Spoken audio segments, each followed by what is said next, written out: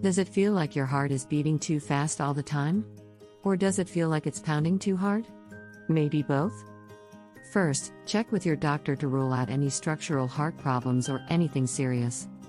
Once you've ruled out a heart issue, the reason could be prolonged stress and anxiety, specifically too much adrenaline and cortisol that you haven't gotten rid of. Adrenaline and cortisol are hormones that are naturally created when you are stressed, but if you have a lifestyle that doesn't allow you to release them often enough, they build up and begin to affect the heart rate. Our bodies are not meant to be on alert at all times, but the lifestyles we live now are keeping us in a steady state of stress.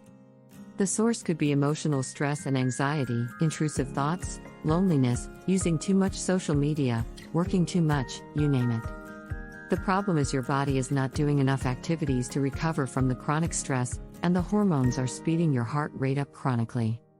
Activities like laughter, socializing, relaxing, getting a massage, sleep, falling in love, and having fun regularly help us release stress hormones so our bodies can recover. If you don't release these hormones enough, you aggravate the vagus nerve. This long, wandering nerve controls the rest and digest or parasympathetic nervous system.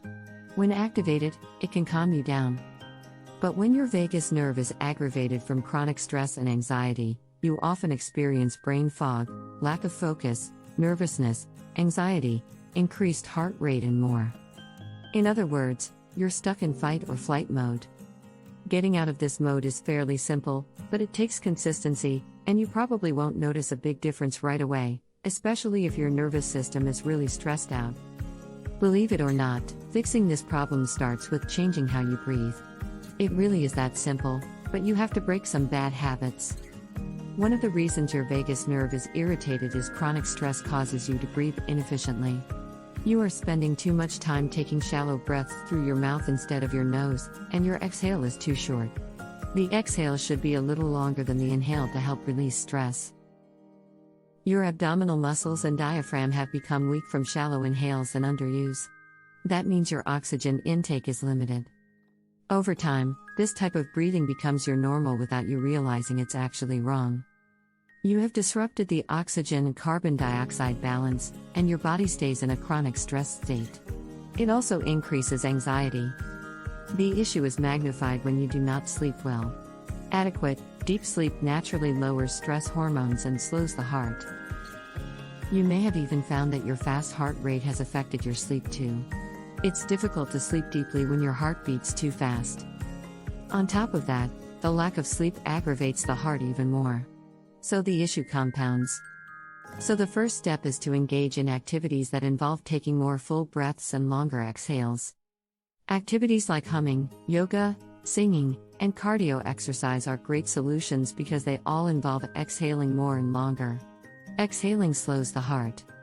You can even take time out of the day to consciously let out a long sigh here and there. This small exercise can work wonders over time, and it's great for the body.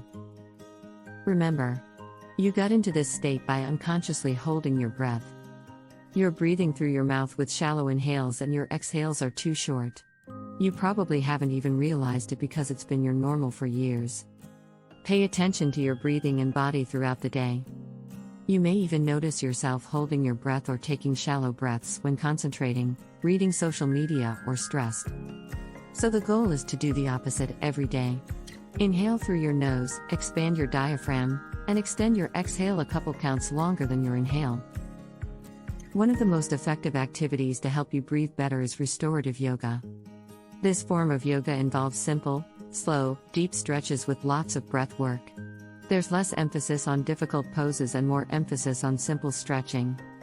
If you want to see fairly quick progress with your issue, do this.